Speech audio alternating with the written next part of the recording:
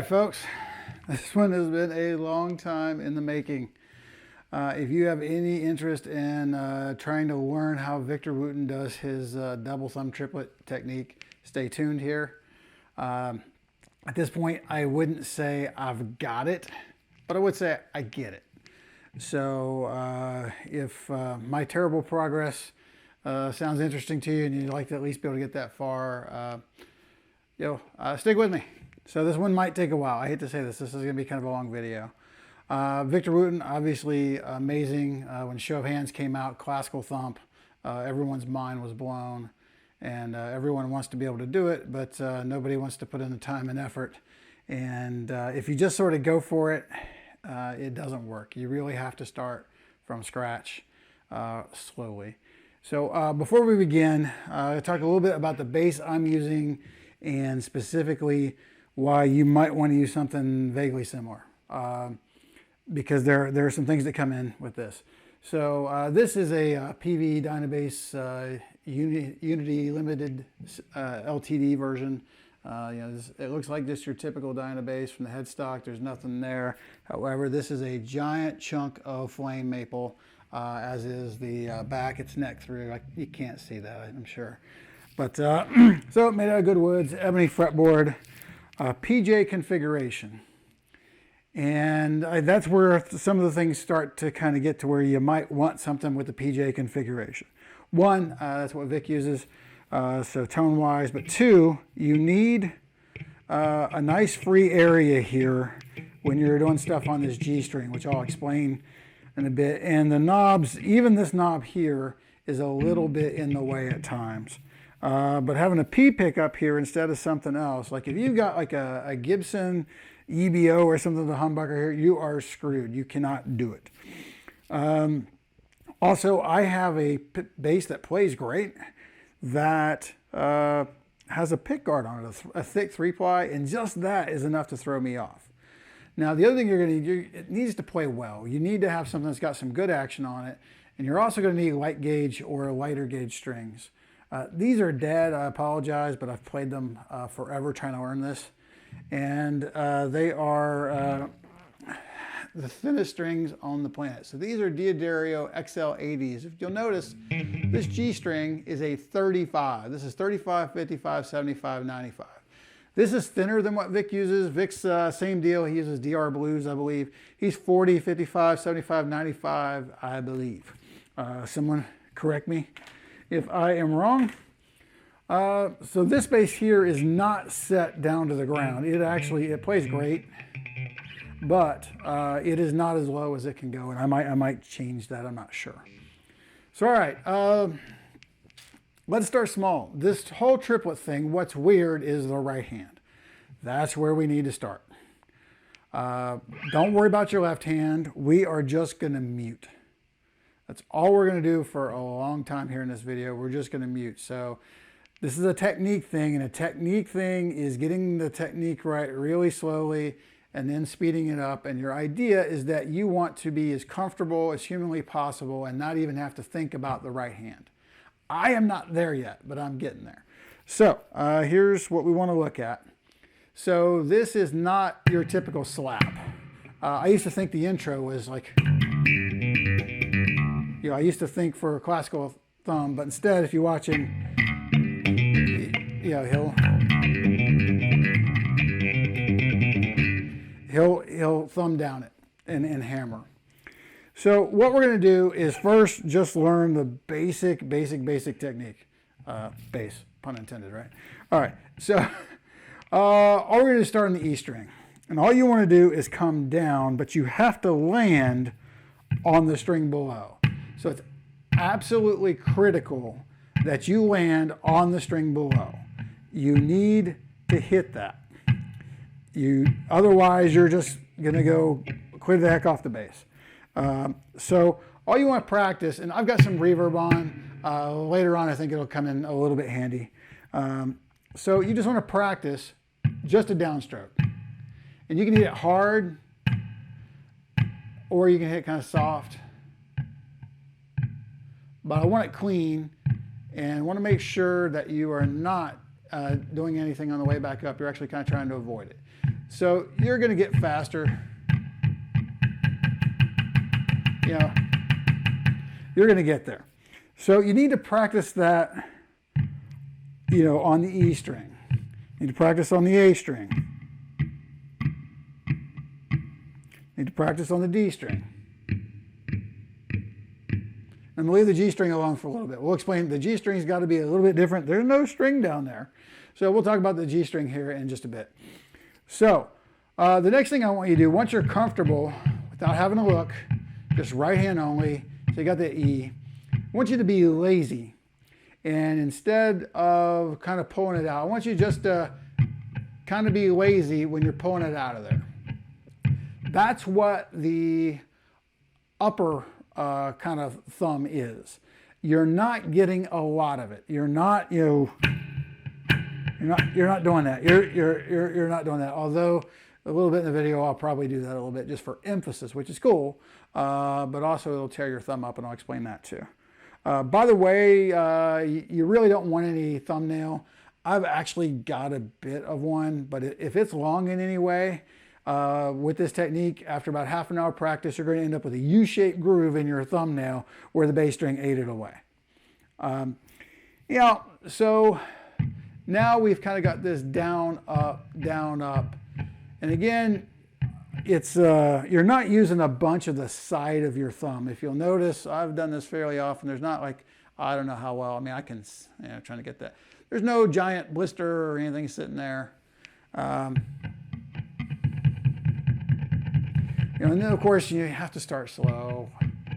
But if you can do this. Now what I did is, you know, football season's almost over, but I watch a lot of football, even games I really don't care about. So I would just sit there and veg on the couch doing this stuff. And that's a great way to do stuff, is just repetition. And so again, you're just trying to get it going. And again, your goal is just over time to be able to get speedier and speedier. All right, so what I would do after that, so once you can sort of do this, then I want to start going after multiple strings. So, so here I'm going to hit the E string 3 times, and I'm going to go down to the A. So.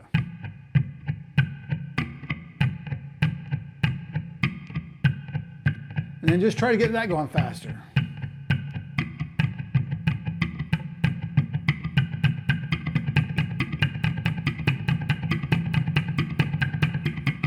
All right. So then you'll want to do the same thing, but you know, throw the D string in there. You know. Even I have to kind of look.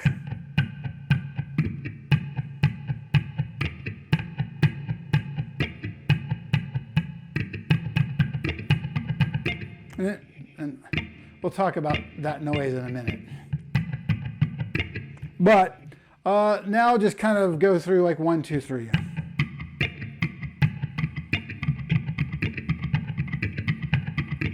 So I'm just going E, A, D, A.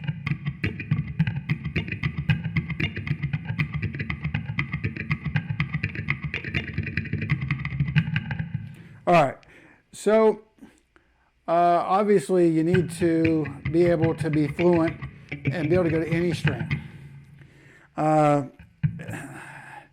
We are talking, oh, well, probably 10 hours, I hate to say this, unless you're awesome, to be anywhere comfortable in this point. I have, I swear to you, 80 hours invested in this, and I am nowhere near done, right? I mean, you guys heard on the intro, it's not like it was smooth.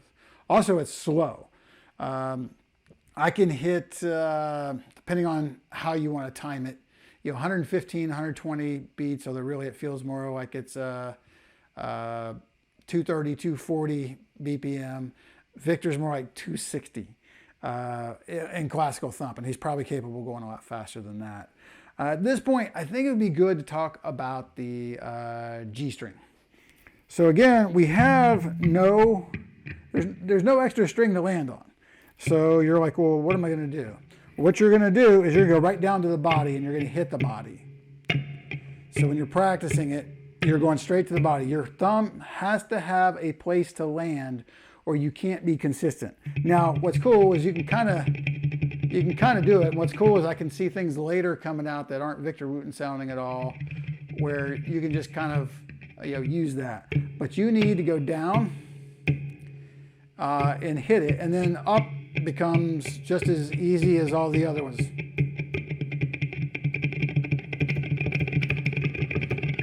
Now, what's funny is that is way faster than anything I've seen Victor do because of the triplet factor. However, putting the triplet in there is kind of rough. So, okay, so now let's say that you're feeling pretty good about your double thumb in general.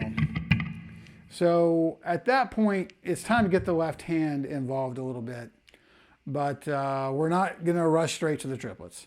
Instead, just try to play stuff. Don't think Victor Wooten. Think just normal things. Also, something that's been really good for me, I guess still we'll skip here a little bit, is just rhythms. So especially with the reverb on, it makes you feel good about practicing. So something like and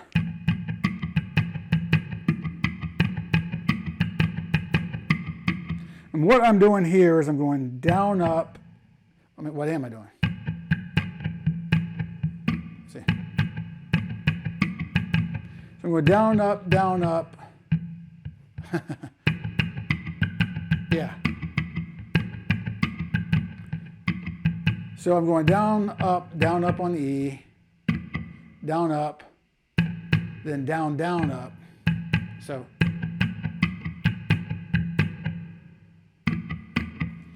one of these things you're going to find is when you're playing, when you're trying to play real, other things, that being able to kind of switch directions. So instead of just going, learning how to hit the thumb twice. So that's a good one to practice. So you go.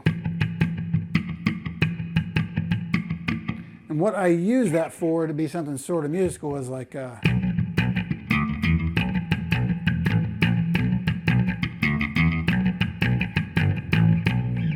sort of Mission Impossible thing.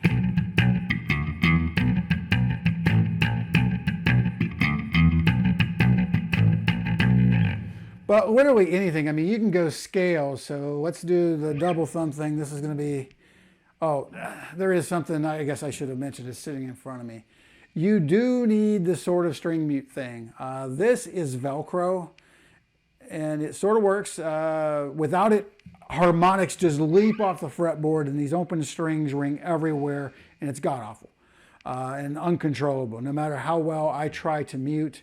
One of the things I hate about this technique is I like to mute with my right hand, and you can't do anything with your right hand because your right hand is flailing around, right?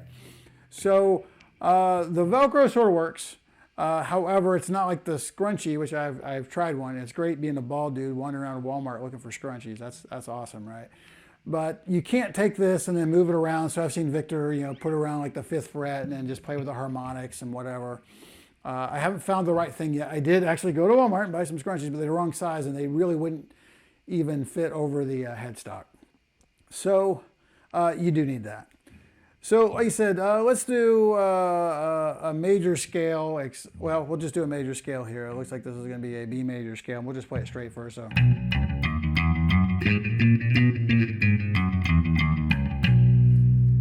So we're just, except we're playing, these doubles.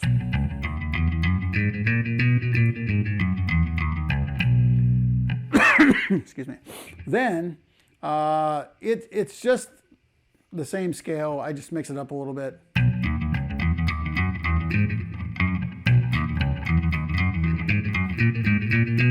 So it's like,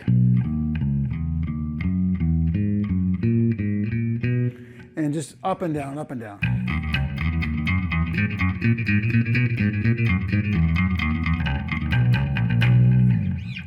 So it's a little more musical than, right? So other things, play anything. If you're going to play,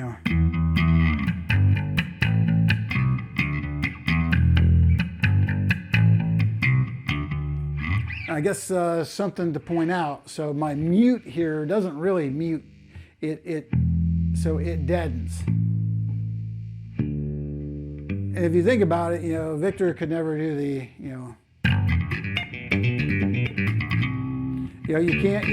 can't do that if it's muting. I know I'm all over the place here, and I'm sorry, folks, but let's talk about that noise. What's happening is that's me hitting this G string too hard. It's only a 35, and I'm coming in contact with the pickup, the P pickup here. So if I hit it too hard, it's gonna do that. So you'll run across that. It's one of the reasons I haven't lowered the action, because I think I would do that even more. All right. So other sort of more musical things, and this is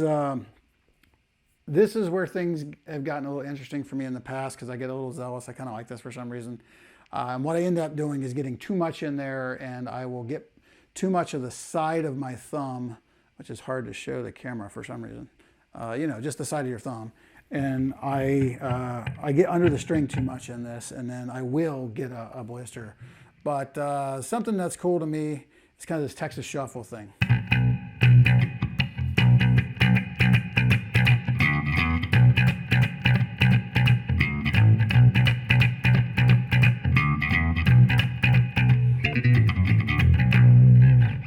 So that is,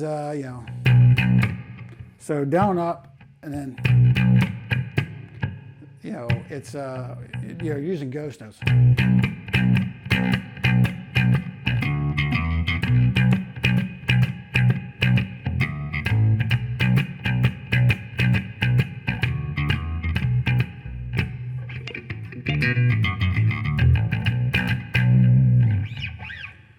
All right, so, just getting used to playing things, get used to playing anything, you can even play just kind of,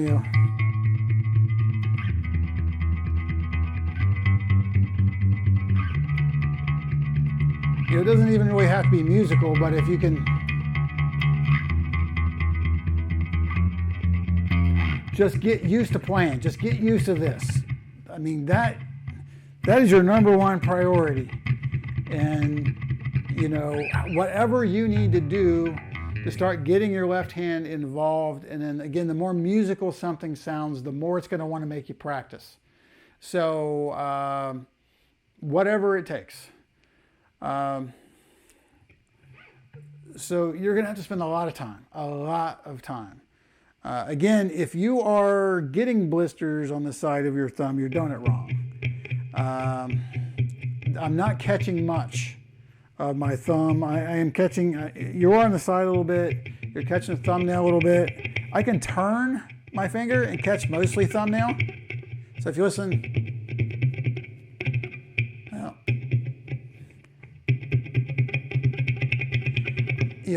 but the turn thing, it doesn't work. You can't get any speed out of that. So I guess at this point, you want to start thinking about the triplets.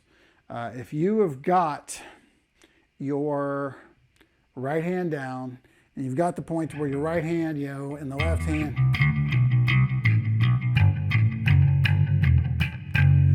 where you're together, and you've got this down, which is hard, going up against this body, then maybe you're ready. So at that point, you could just hammer down. What I find is the 12th fret on the G string is kind of a good place if you're just going to hammer after it, just.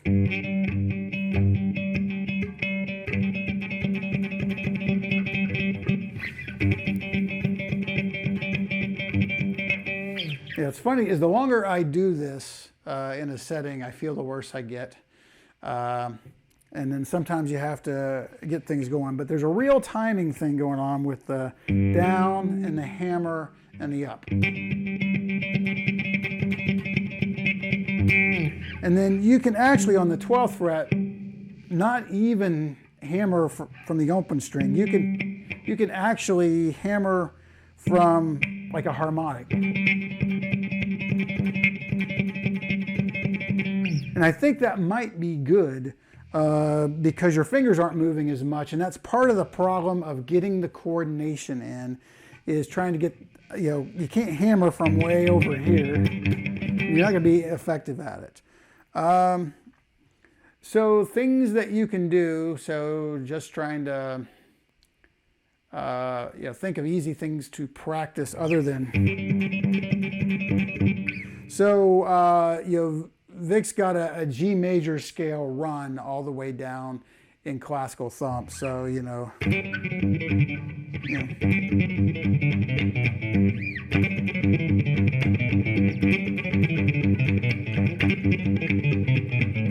about as fast as I can do it right now. So that would be a good thing to practice in.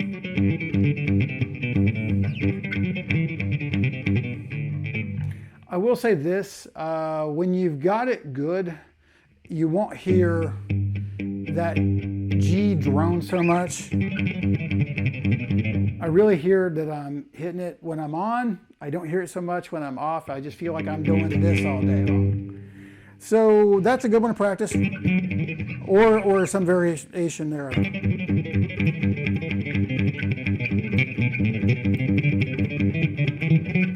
Yeah, see, my timing's like off big time there. Then the other good thing to practice is kind of in that intro, more or less, of classical thump. He's got kind of this chord rundown. So the whole thing's in G, but he's got this rundown from kind of, I think it's E minor on down. So the first shape is basically E minor, except there's no root note, and all these will be like this. So it's, or,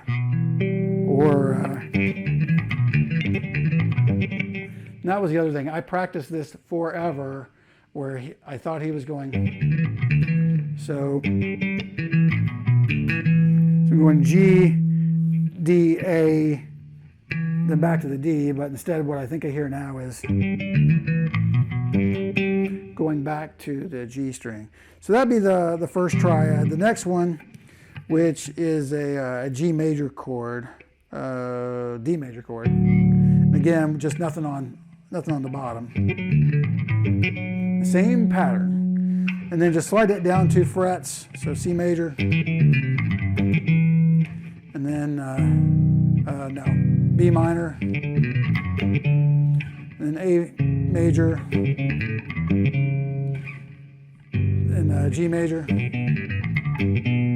Then F minor. Except, let me think about this. Think on that, so how do I play that?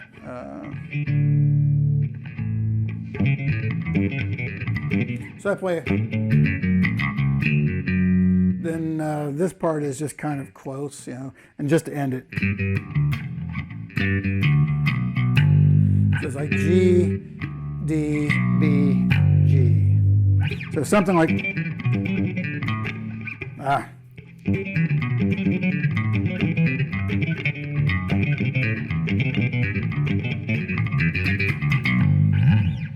All right, there you have it. Performed very poorly. Again, work in progress. But if you've ever wanted to do this and you just couldn't get into it, you couldn't figure out how to break it down, I'm hoping this video helps. Sorry it's been a long one. It looks like well over 20 minutes. And maybe I skipped some stuff. It'll be great later on in life to see me post a video just crushing through this. I'm hopeful.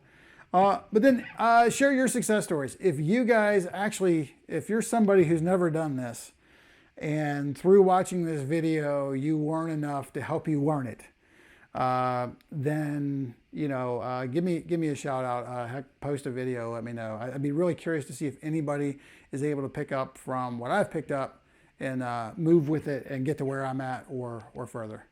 All right, please like video and subscribe. My channel, it's just my name, is my personal channel, but it is becoming a bass channel. I don't know if I'll rename it or not, but stay tuned here on my channel for all things bass. Thanks.